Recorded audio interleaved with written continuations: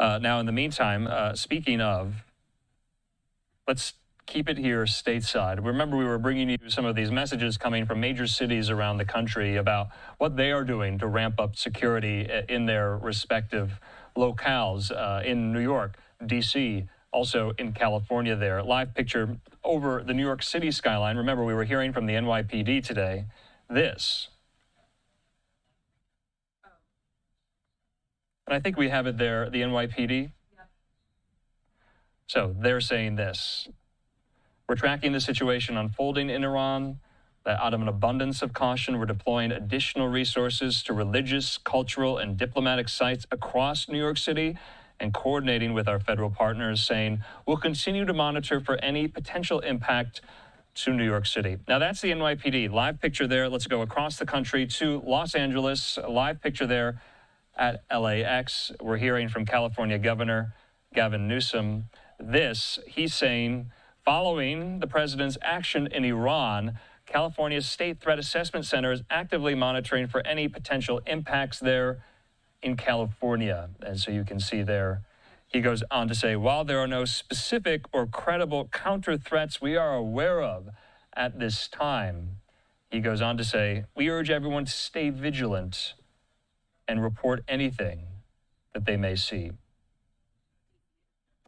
Also, we're hearing from Washington, D.C., the police department there putting out this statement saying the Metropolitan Police Department is closely monitoring the events in Iran. We're actively coordinating with our local, state, and federal law enforcement partners to share information and monitor intelligence in order to help safeguard residents, businesses, and visitors in the District of Columbia, saying at this time there are no known threats to the district. However, MPD has maintained an increased presence at religious institutions across the city. They say we continue to urge the public to remain vigilant and help keep our community safe. They say if you see something, say something. So in the meantime there, that is from the D.C. Police Department coming in. So like I said, many of these metropolitan cities nationwide, they are on high alert, sending more security personnel and details to some of these cultural and religious sites in their cities, just as safekeeping, to be extra cautious as well. Now, in the meantime, though, wanted to focus our efforts right now on Capitol Hill to bring you so much of the reaction here. We want to put this up. This is a live picture there on Capitol Hill. And remember, I read out to you the statement from Hakeem Jeffries, the minority leader, the Democrat from New York in the House. He said this, that Donald Trump promised to bring peace to the Middle East, saying he's failed to deliver on that promise, saying the risk of war has now dramatically increased, and I pray for the safety of our troops in the region who have been put in harm's way. He says President Trump misled the country about his intentions, saying failed to seek congressional authorization for the use of military force and risks American entanglement in a potentially disastrous war in the Middle East. He says, first, the Trump administration bears the heavy burden of explaining to the American people why this military action was undertaken. Second, Congress must be fully and immediately briefed in a classified setting. Third, Donald Trump shoulders complete and total responsibility for any adverse consequences that flow from this unilateral military action there. So, strong words from Hakeem Jeffries. Now, remember, a senior White House official told Fox that the White House gave a courtesy heads up to congressional leadership.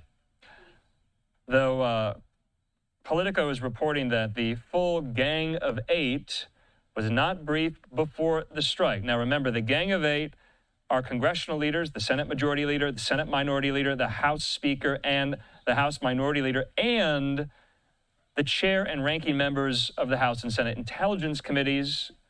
Nicholas Wu at Politico says Democrats were not briefed before the strike, according to a person familiar with the situation telling that to Nicholas Wu of Politico, though some were notified shortly before Trump's Truth Social post.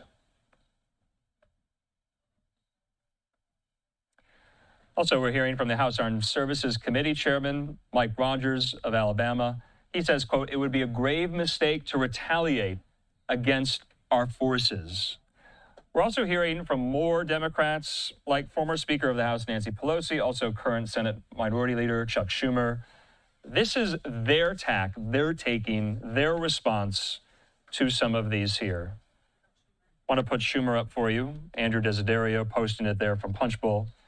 Schumer says this: President Trump must provide the American people and Congress clear answers on the actions taken tonight and their implications for the safety of Americans. No president should be allowed to unilaterally march this nation into something as consequential as war with erratic threats and no strategy. He says confronting Iran's ruthless campaign of terror, nuclear ambitions, and regional aggression demands strength, resolve, and strategic clarity. The danger of wider, longer, and more devastating war has now dramatically increased. He says we must enforce the War Powers Act, and I'm urging Leader Thune to put it on the Senate floor immediately. I'm voting for it and implore all senators on both sides of the aisle to vote for it. So it looks like there's some type of effort afoot there, at least among Democratic senators led by Schumer, to somewhat retroactively vote on a war powers resolution in the Senate to kind of retroactively authorize this. You see there, former Speaker of the House Nancy Pelosi saying, tonight the president ignored the Constitution by unilaterally engaging our military without congressional authorization. She says, I join my colleagues in demanding answers from the administration on this operation, which she says endangers American lives and risks further escalation.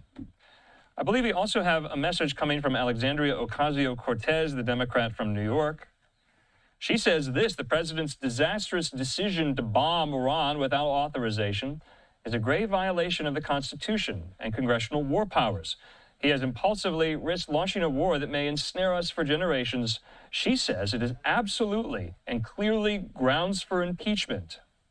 So AOC going so far saying this is grounds for impeachment. So this is what we do here on Live Now. We give you all of the reaction from both sides of the aisle. We pull no punches here, neither fear nor favor. We show you what Democrats are saying. We also show you what Republicans are saying. Let's put up some Republicans here.